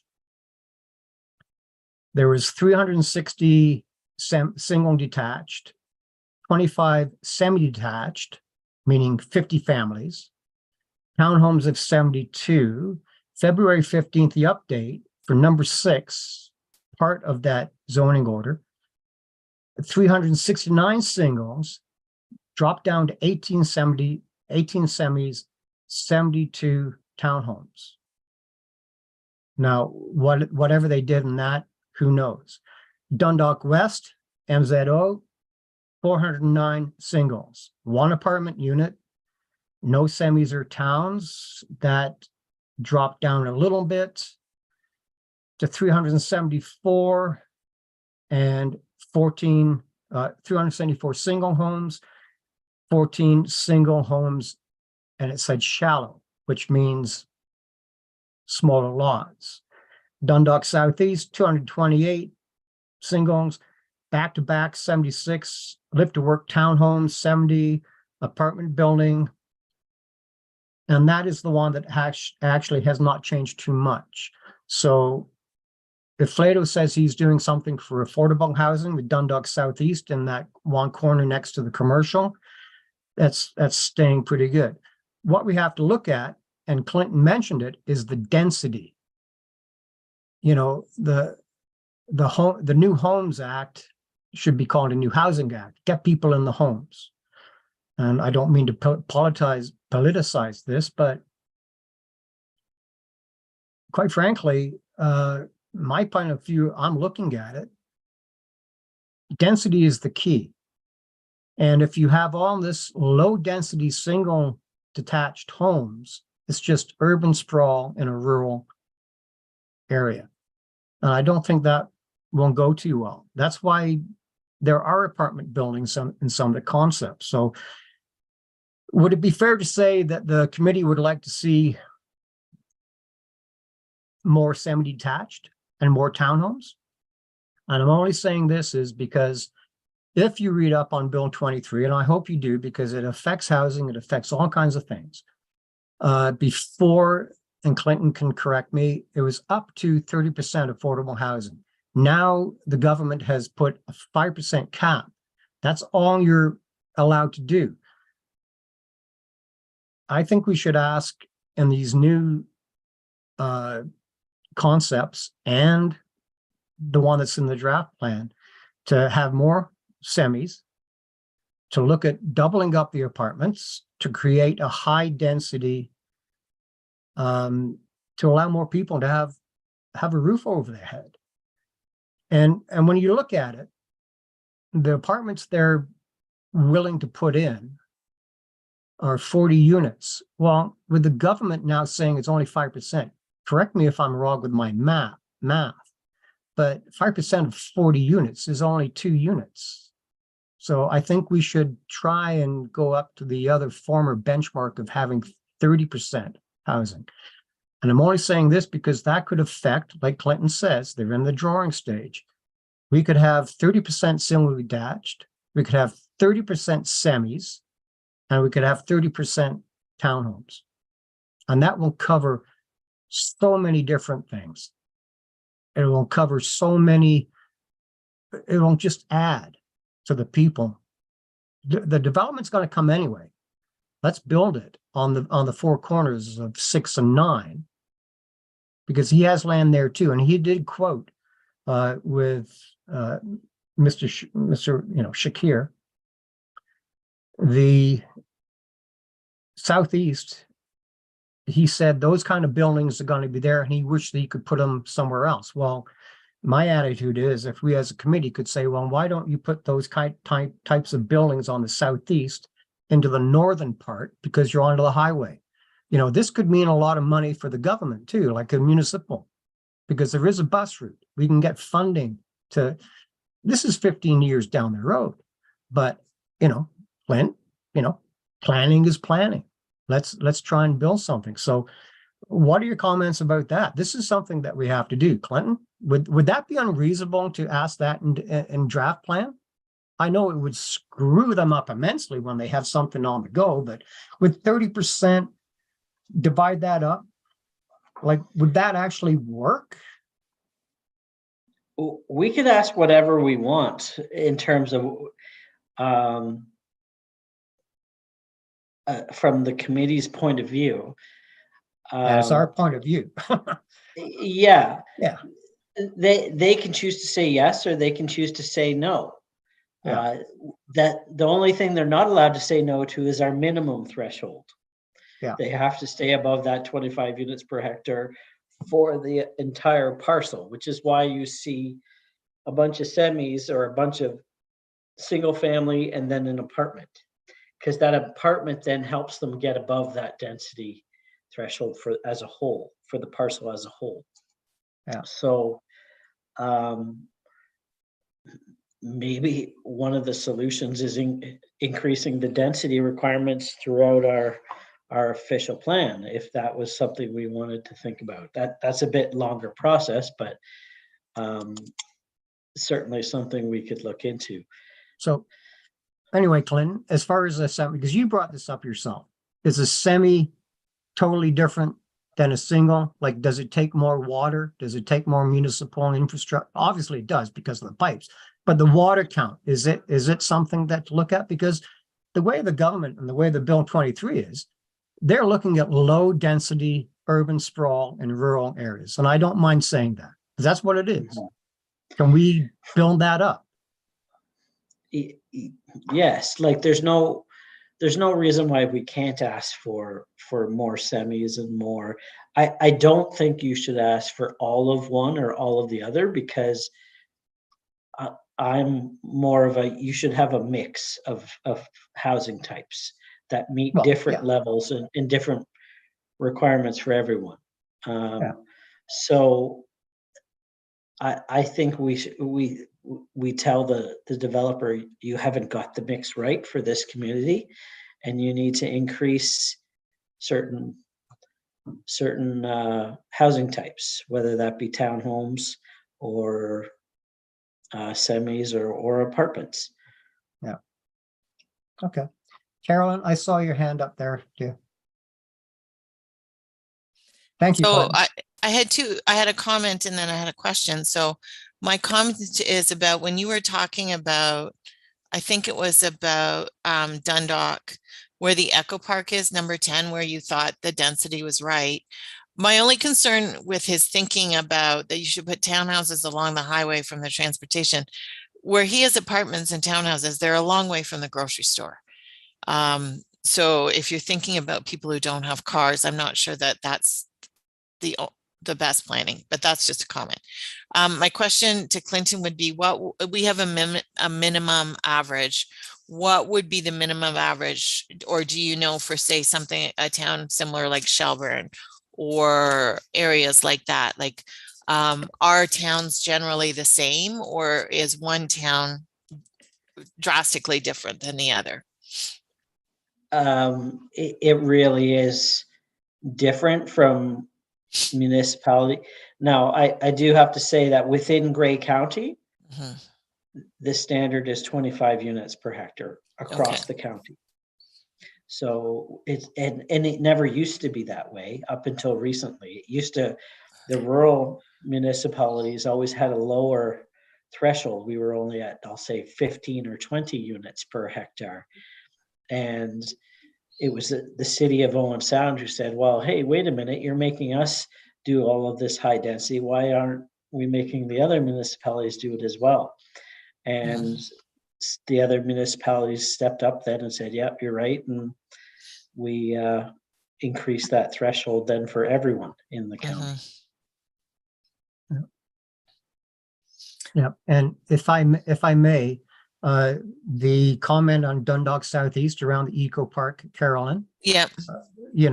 There's singles, 228, 76 back-to-backs, 70 live to work, whichever they are.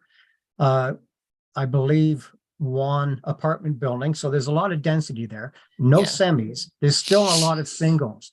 And he said himself that, that's the best place to put that as far as getting those people who might not have a car closer to transit. And we have to think about 15 years down the road, and Clinton's a planner, 15 years down the road, the Gray Bruce transit that comes down there, they're going to be picking them up. And one thing I wanted to say with the zoning order for Dundalk North, that is number 7 on that presentation you saw, that's not even a concept yet. Yeah. So we have that to say, well, if you're going to do it down here, do that kind of building up on the other side, north side. Maybe not the live to work, but definitely the back-to-backs, the singles, we have a say. And I would suggest that number 8, the Braymore, although it's a very, very small part of land, it's pretty close to the highway and it's pretty close to the town, like the groceries and the other amenities, right? Like, I know it's very small, but to me, there's an ideal location for some high density there. Yeah, and Braymore is non-zoning order, so that still might be in the works. And there was 125 singles, if I'm looking at my notes, and one single in a different kind of aspect. That's shallow, maybe not a bigger lot. There's no reason why a small, like 10-unit apartment building couldn't go there. I totally agree with you. Again, increasing density. But the one... Holly has a... Yeah, Holly, go ahead. Thank you. I was just going to suggest, I have kind of crafted a resolution that I can put on the screen, just based on the discussion, and perhaps the committee could consider it, and we would need a mover and seconder, but if the committee would like to consider it, I can share my screen. Okay. I was just going to mention something about the Dundalk North, number 7, which isn't even in concept plan.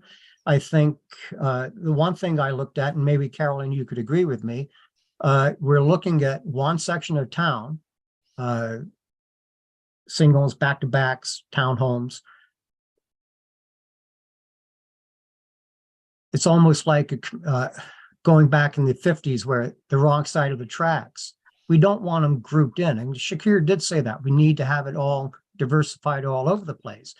The way it stands now, if that kind of development isn't put into the 7 North, then that will be, it could lead to a stigmatized community down south. That's just my opinion. Anyway, so thank you, Holly. Thank you. So just based on the conversation that the committee had, the resolution that I've crafted, and we obviously can change it, is be it resolved that the committee recommend that council consider requesting 30% of future development in the township of Southgate be affordable or attainable housing, and that the committee recommend that council consider requesting an increased density for future development projects in the township of Southgate, including a variety of housing types to promote affordable and attainable housing in the township. Well, that sounds good to me. With the 30% of future development, could you,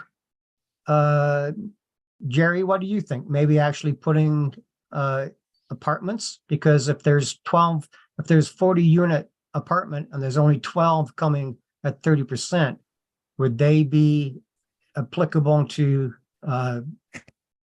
rent to, what's that term?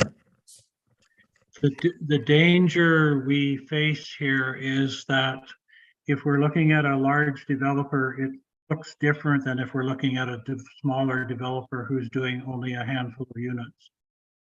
I think we put the smaller developer at a disadvantage compared to the large developer.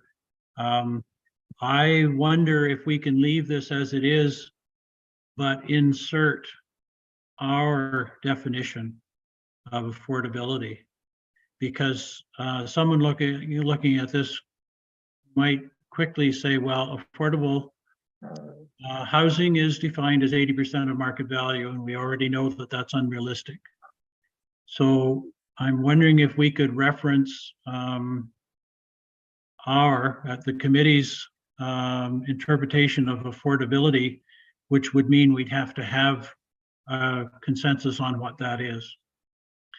Or if we make it a little less clear and say that it's going to depend on a situation, which is probably closer to the truth. Do you want to Can we use the word? add in there depending on the size of the development so that we're not stepping on smaller developers' toes? No? I think this is where we got hung up in the first committee is, and I think Clinton, I think quite fairly and clearly pointed out to us that we can say whatever we like, but there are provincial rules and laws that would make it almost impossible to enforce. That's Okay, with that being said, Jerry, and Clinton can probably back me up on this. Sometime last year, when they came out with the different changes, there was a benchmark of saying affordable, whatever it means, attainable, whatever it means, up to 30%. Maybe we could say up to 30%, and that would help out the smaller developers. Because right now with Bill 23, they're only saying 5%. That's why I brought that number up of 40 units in an apartment building. You only get 2. It's on 5%, and that's capped in the new term. It's only 5% affordable in any development. So let's put up to 30%. I think that's more than covering. Holly? Thank you. Also, just to the point that you had made, Jerry, about the definition of affordable housing, there is a definition in the terms of reference. So I'm wondering if that could also be included, if that was something that the committee would want. I think it's important that we recognize that affordability as defined by the province is not affordable in Southgate. I like, Martin, I like what you've done, like the suggestion of up to 30%. So much of this is going to depend on individual conversations with individual developers, I think, isn't it? Yeah. So Okay. at least, yeah, sorry, go ahead.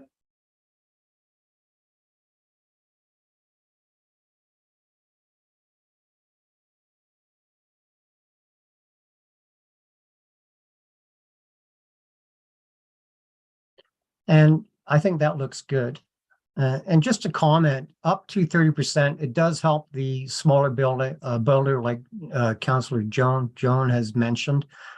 And it's going back to pre-times where they actually put a cap on 5%. And we know that's not, to me, that 5% is just as bad as the lack of funding over the last 30, 40 years of the government, liberal, conservative, it doesn't matter.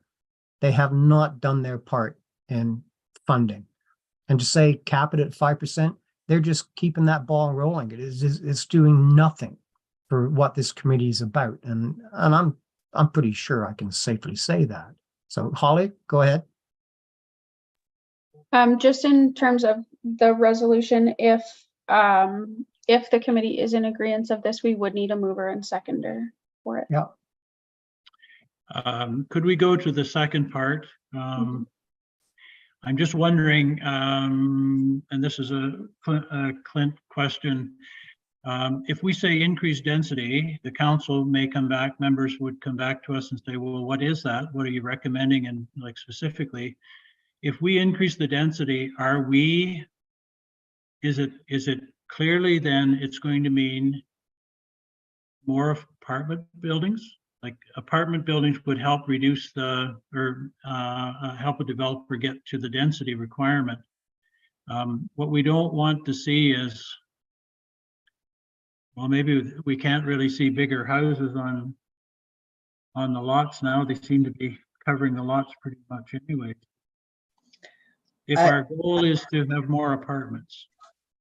Well, if your goal is to have more apartments, then you should say that. By increasing the density, what you do is require the developer to, through whatever means they want, not what we want, what they want, increase the density, whether that means they make smaller lots, as you're suggesting, or whether that means they make semis or townhomes or apartments. It's them who have the option of doing that, so long as they meet that density in whatever mix they choose. So it's not going to necessarily promote more apartments if that's your goal. So I would suggest that we're requesting an increased density for future development projects to incorporate more multi-unit buildings, something like that. I don't know if that's the right language. That's better. I would, yeah, I would say something like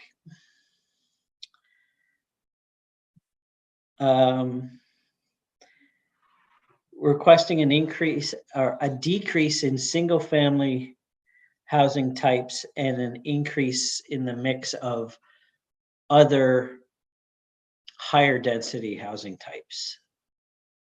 Yeah. Something to that effect. Yeah, if I may interject, I have something here written down. I hope I can read it. I scribbled it tonight, but off the initial presentation of the zoning orders to get everything moving, it was to provide additional housing supply of smaller dwellings, singles, semi-detached townhomes, back-to-back townhomes, live-to-work dwellings, rental apartments, which would provide affordable housing. So maybe lump all those kind of housings into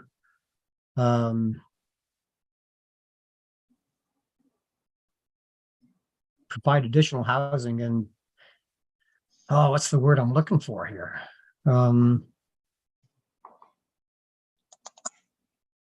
As But Clinton that- said, that- try and get away from the single detached and add more of the others. So a more equitable. I Wouldn't don't that know. be covered in higher density housing types? Because Oh. that would encompass all these other things that you've mentioned. Yeah. Okay. Well, I'm reading that. Yeah, that could work. Okay. A decrease in single family housing types and an increase in higher density housing types to promote. Well, I just did say that. Thank you, Holly, for putting that on there. Could you Does list the everybody- kinds of things you want in brackets? Could you list like brackets, semi-detached apartments, that kind of thing? Could you Well- not just make a listing? I think Nola, that would come up. This would be going forward to council. Okay. I think that would come out in the discussion.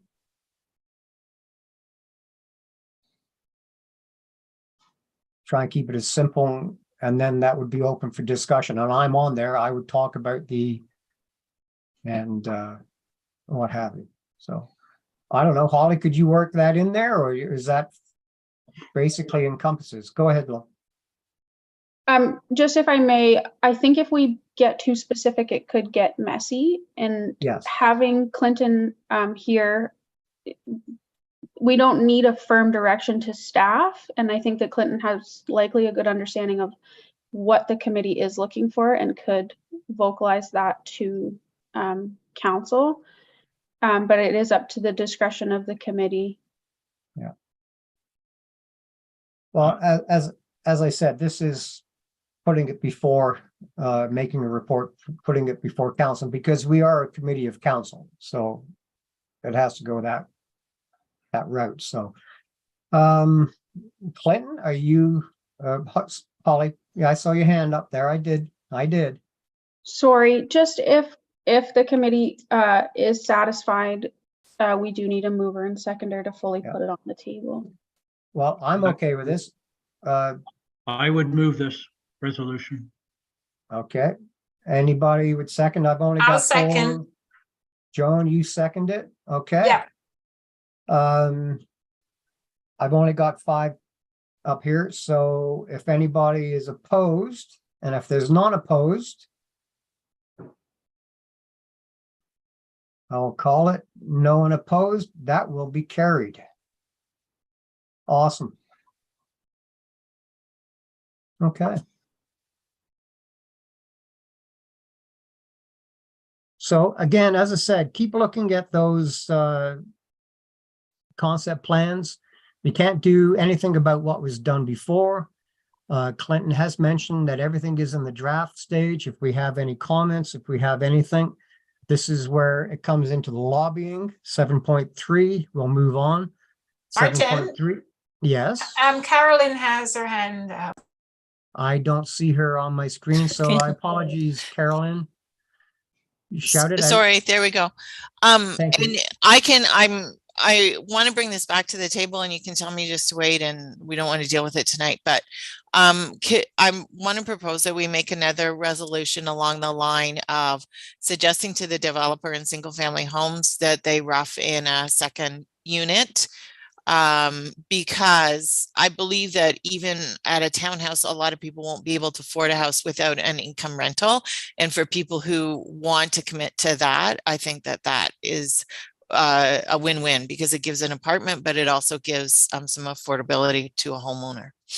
Yeah, I totally agree with that. And a lot of people are living under the radar in basement apartments anyway that are not legal. Right. And so why and not try to make them a little bit that's more a good legal?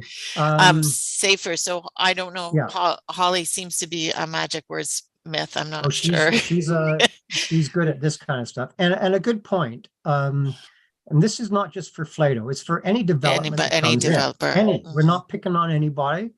He just happens to be the biggest one. So, you know, you take it. So I would second that. I guess I can't because I'm the chair, aren't I? I can't move it. So Holly, again, your hand's up. Yeah, I just wanted to double check with Clinton before we made a recommendation like that. Is that something that perhaps the building official should come to the committee to speak about? It's up to the discretion, but I'm just wondering if perhaps the committee wanted more information from our chief building official or our planner. So just wanted to get the idea from Clint. It's good point. Not necessarily. Based on the resolution that's there, I think we need to get that idea to the developer as soon as possible, before they do come forward and finalize their plans.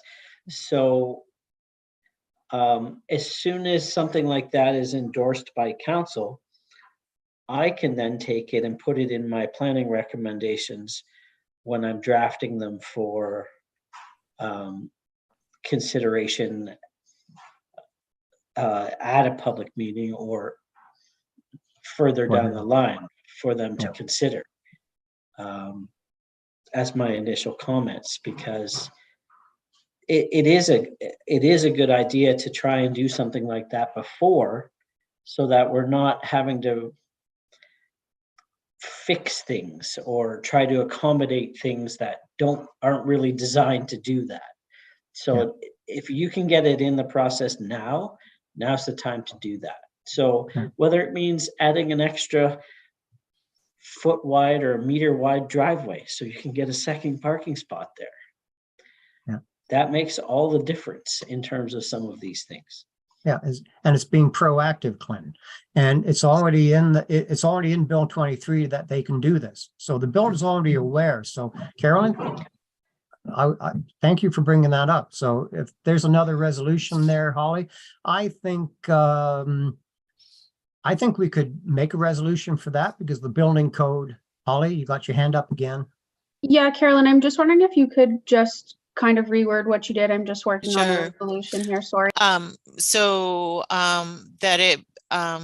That it be recommended to the builder that they rough in services. You can fix my wording, for a second unit in the basement in their single family dwelling homes.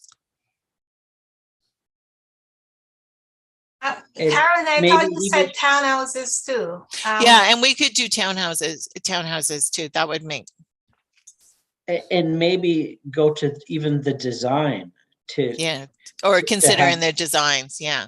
to consider in their design and rough in a I feel- second unit. Yeah. I feel it's a win-win. I don't think this is a cost to them. It's a marginal No, cost. It's a selling Carol- feature. It's a selling feature Carolyn, too.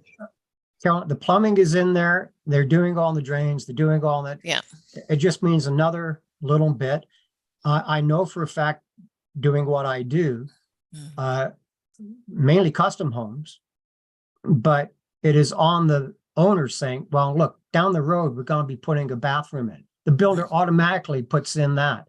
So it could be something that is in the development of the property, whether townhome, whether semi, whether single, to have that roughed in before. So a contractor doesn't have to come in and dig out Yeah. the trench in the concrete, to have it already roughed in and just say, so I love that idea. You could be all homes, really. Like if your That's what semi's I not mean, gonna like, be less than it's just, 1,000 square feet, so you're, you know, And Go the ahead. building inspector, it doesn't really affect him because he's going to be going through all the phases of the building anyway.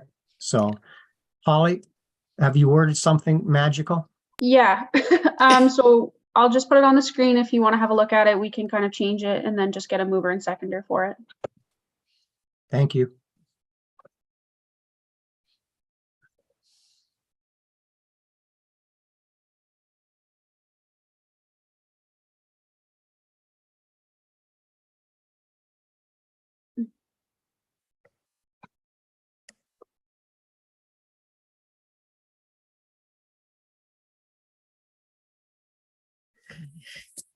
Could you maybe, Holly, change that to recommend to the builder? That is kind of still pointing the finger at Plato. Recommend to all developers. Yeah, thank you very much. That's all encompassing then.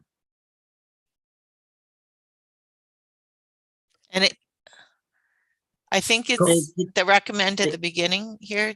Is it right? The resolve that the committee recommend?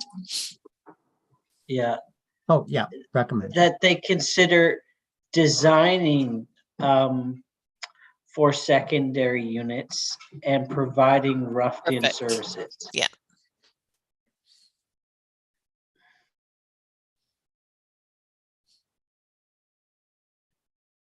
Yeah, I think that's good. And in doing that, as I said, it will get people renting.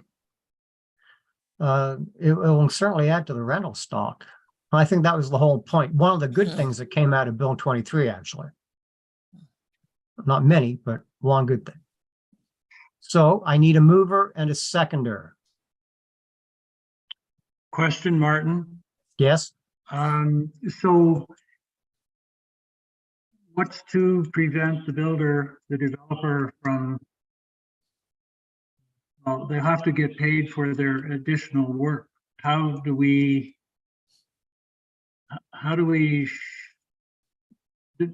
avoid shooting ourselves in the foot, making it even more expensive to the buyer? Clinton, go ahead. Well, I can tell you right now, they're probably going to use it as a selling feature for the homes, but they could Yeah. also use it as one of their upgrades or options that would add a bit of cost to it.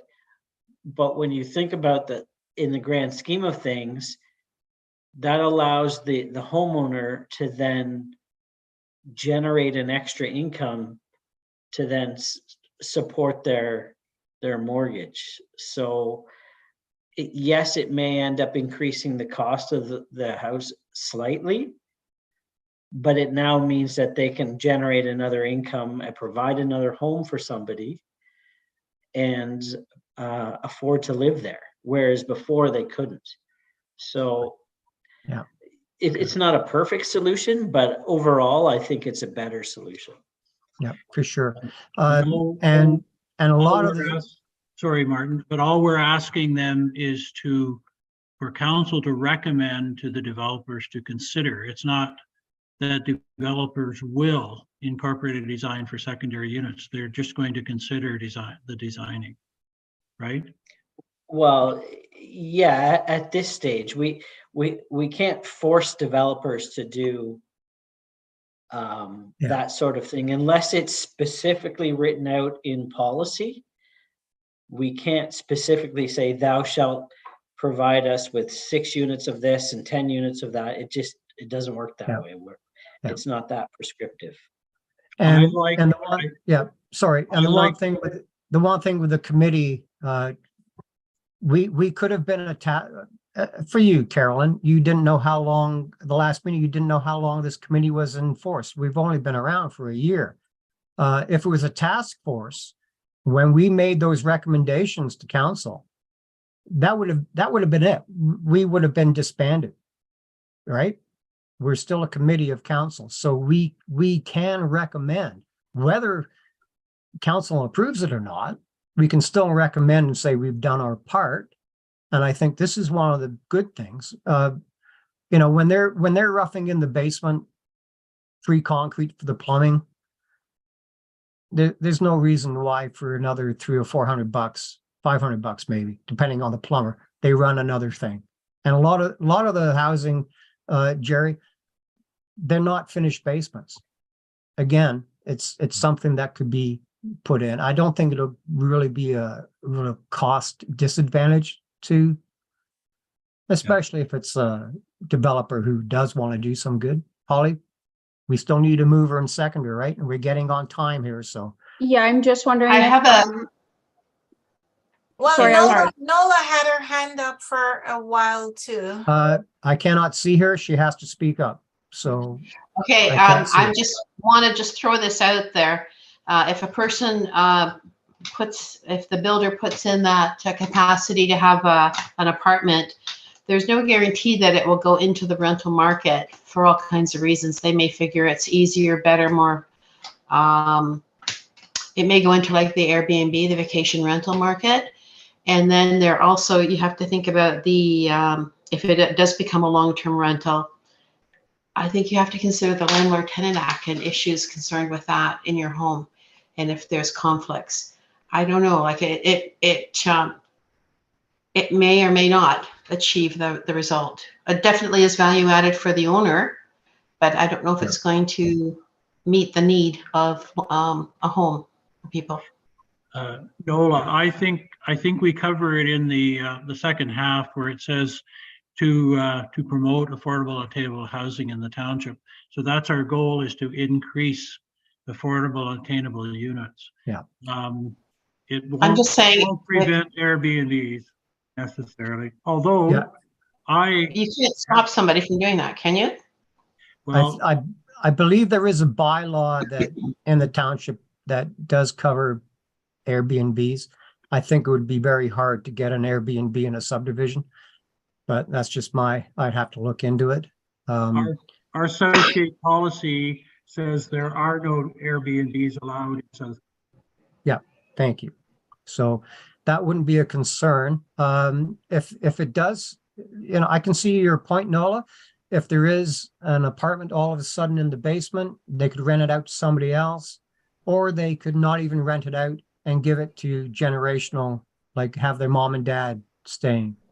Yeah, Like, there's there are a definitely lot of advantage. So Yeah. it is a good thing overall. There's going to be tweaks. I can see your point, definitely. Okay, we still need a mover and seconder, right, Holly? I We do, can't and move I'm just making sure that there were no further changes to the resolution that the committee would like. Would you like me to read it out then, Holly? It is on the screen. I can read Well- it. So be it resolved that the committee recommend that council recommend to all developers to consider designing for secondary units and providing roughed-in services in all housing types to promote affordable and attainable housing in the township. Mover and seconder, please. Joan will move it. I need a seconder, I'll second. and Jerry will second. And anyone opposed? I only have 1, 2, 3, 4, 5. I only have 6. I don't see any opposition. I will take that as carried. All righty. I think we move on. It's getting late. Discussion on the lobbying. I think we've talked about that in the last two numbers. We should, when we find something, give it to the rest of the committee. And we can always lobby as private individuals. I was on an AMO webinar today about housing. I think I might send that to everyone. Holly, would there be any problem sending a PowerPoint that I got from AMO to people? I don't believe so. In the past, we had suggested that if there was something to share, that it go through the clerk's department. So Okay. through myself, just to avoid any discussion that could be considered advancing the business of the Okay, committee so, where a quorum was present. So Yeah. I think perhaps if committee members did find something, if they could send it to me, I can ensure that it gets out to all members of the committee. okay, well, I will send you this draft PowerPoint today then, and you can share it with everyone. There's a lot of good points in there that we've discussed, how to lobby, and we are private citizens. We can lobby the government about anything. If there is something that we all talk about, it has to come before council. But as private citizens, we can certainly say what we feel to the government and people in charge. I don't think I would be wrong in saying that. So 7.3, discussion on lobbying. We've already talked about a lot of things we could do. Item number 8, correspondence, there is none. 9, members privilege, good news and celebrations. If it doesn't concern housing, I think we will pass along that. Oh, but Holly has something. Sorry, I do just have an update. It's not entirely good news or a celebration, but one of the members, Samantha Burjoin, I believe is how you would say her last name. Yeah. Sent me an email this afternoon, and she is going to have to step away from the committee. I haven't spoke to her about what that looks like yet, but I just did want to provide a verbal update to the committee that Okay. she will no longer be representing or be on the committee as a representative. Okay. We're not going to ask why, but what's the process there then, Holly? Do we put another name out or are we Yeah, okay with a quorum here?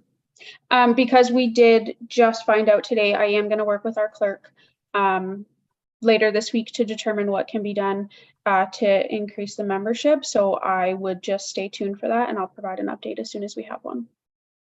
Okay.